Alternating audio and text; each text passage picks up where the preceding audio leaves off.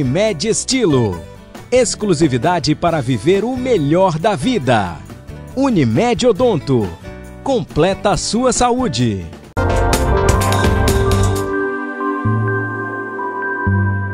Voltamos. Normalmente, 2/3 da nossa vida a gente passa dormindo. A gente sempre escuta isso, né? Mas será que é mesmo verdade? Calcula-se que 14% das pessoas têm algum transtorno de sono. E se estima que 90% das pessoas com mais de 65 anos se queixam, têm problemas para dormir. Vamos ver.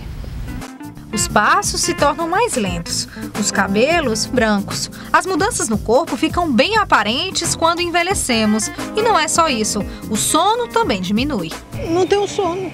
Aí fico assistindo o Jô Soares, às vezes até um pouquinho mais. Acho que quando a gente vai ficando velha, acho que diminui o sono. Eu acho, não sei, né? Eu tenho essa impressão. Eu durmo 2 pedaços. De 7 à meia-noite, de meia-noite tem um chazinho de camomila às 5 horas da manhã. Por que tem que tomar esse chá? Para completar, para relaxar e dormir o resto da noite. Sem o chá você não consegue dormir? Não. Eu ligo o rádio, boto a televisão e tiro o sono, né? Que horas o senhor vai dormir e que horas o senhor acorda? Depende, viu? Então, tem noite que eu durmo 1 hora, 1h30, me acordo 5 horas, 5h30. Eu me acordo cedo. Mas é um sono tranquilo ou o senhor costuma acordar durante a noite? Não, afirmativo, eu acordo durante a noite, 2, 3 vezes. Segundo esse médico, sintomas como o ronco e a apneia podem esconder sérios problemas de saúde. É importante ficar alerta ao sentir irritação, mau humor, sonolência e perda de memória. A longo prazo, a gente sabe também que a apneia do sono pode aumentar o risco de acidente vascular cerebral e infarto agudo do miocárdio, né? Que a gente sabe que tem uma relação muito próxima entre a apneia e problemas como hipertensão arterial e diabetes. Esse exame ajuda a diagnosticar os distúrbios do sono. Em um ambiente silencioso, o paciente é monitorado durante uma noite inteira. Esse aparelho avalia a atividade cerebral e as funções respiratórias. Depois da avaliação médica, o tratamento varia desde psicoterapia até medicação e o uso de aparelhos. A partir daí a gente vai ver se efetivamente o paciente tem, por exemplo, um problema respiratório, que é o mais comum, se ele tem ronco ou se ele tem apneia, né? Se for só ronco, muitas vezes a gente pode só observar, né? Se for, por exemplo, um problema de apneia, aí a gente pode classificar, né? A gente classifica a apneia em leve, moderada ou grave. Aí a partir daí a gente vai direcionar um pouco mais o tratamento. Mas antes de se preocupar com a qualidade do sono, este geriatra explica que quanto mais velhos ficamos, menos horas de sono precisamos para descansar. A gente tem que lembrar que no decorrer da idade, no decorrer do tempo, a nossa necessidade de sono diminui.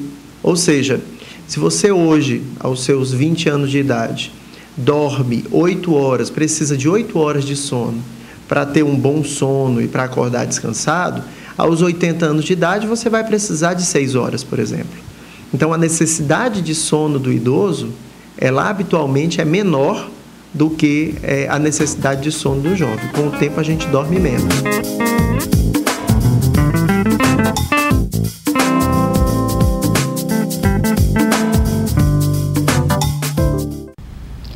Além do sono, outras atividades do nosso dia a dia também mudam com o envelhecimento, né? A gente fala agora com a fonoaudióloga, que ela vai falar um pouco sobre essa mudança, esse envelhecimento nas atividades de fala e às vezes até de deglutição. A doutora Túlia Garcia, que também está no Congresso de Geriatria, está aqui com a gente. Tudo bom, doutora? Tudo ótimo.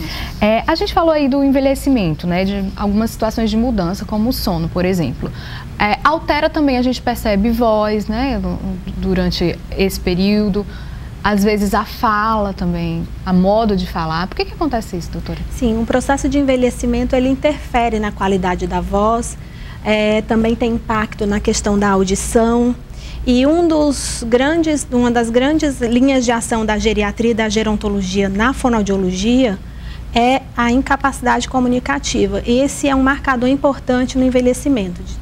Os prejuízos de comunicação, do ponto de vista de fala, de linguagem e até da audição, podem contribuir para um isolamento social e piorar a qualidade de vida dos indivíduos que envelhecem. Mas isso a gente pode dizer que é normal, você ter essa dificuldade de comunicação, às vezes de não ouvir bem ou não falar, ter dificuldade de fala? É claro que há uma perda com a idade, mas isso a gente não pode considerar normal, porque quando a gente considera normal, a gente imagina que não há o que fazer para reverter essa situação. Se conforma e aceita. Sim, e como a gente procura um oftalmologista quando a gente precisa de uma melhora na capacidade visual, a mesma forma as pessoas idosas devem pensar na reabilitação auditiva. Também é importante pensar na qualidade da voz, para qualificar essa relação social, porque um dos grandes marcos do envelhecimento hoje, um dos grandes agravos é o isolamento social e a depressão. Portanto, a comunicação, somos todos seres que nos comunicamos, né? A comunicação é muito importante. E como é que a gente pode observar se aquele idoso está com esse problema e está gerando essa situação mais grave de isolamento? As dificuldades auditivas, elas se manifestam de várias formas.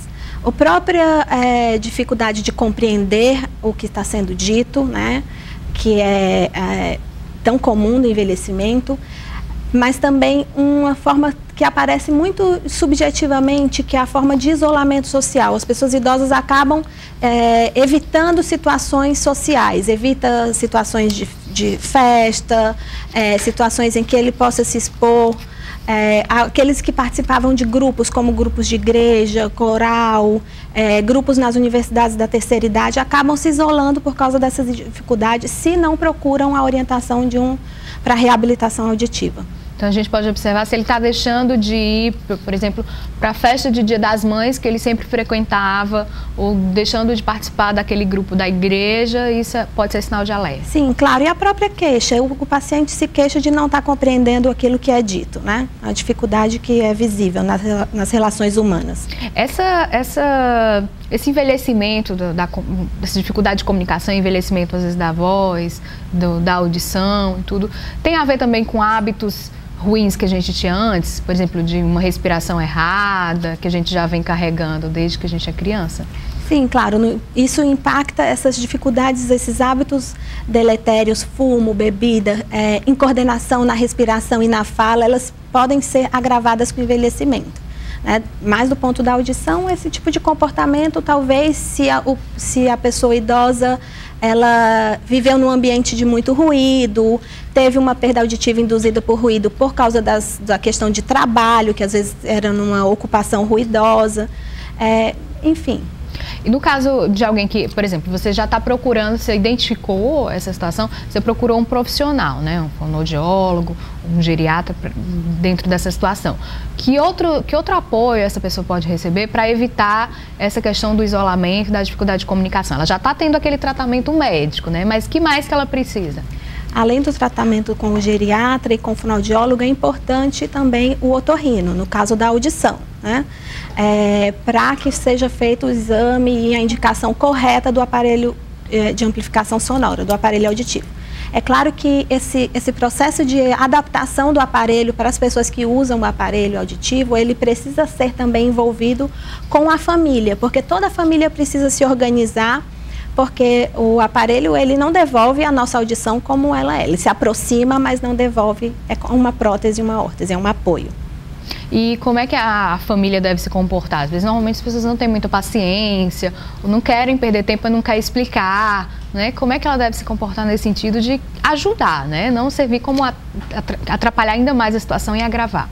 Claro, a forma de se comunicar é importante, manter a comunicação face a face com esse paciente, evitar um ambiente familiar muito ruidoso, porque o som que amplifica todos os sons da casa, então a competição entre a voz e o som de televisão, rádio, celular é incômodo. E além da família, o cuidador, como é que pode ser o papel dele nesse momento?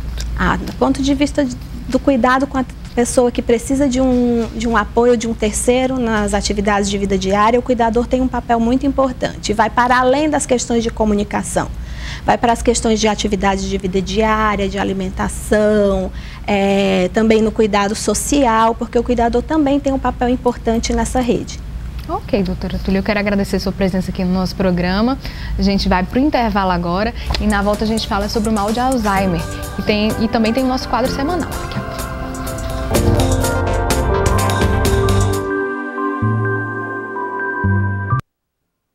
Unimed Estilo.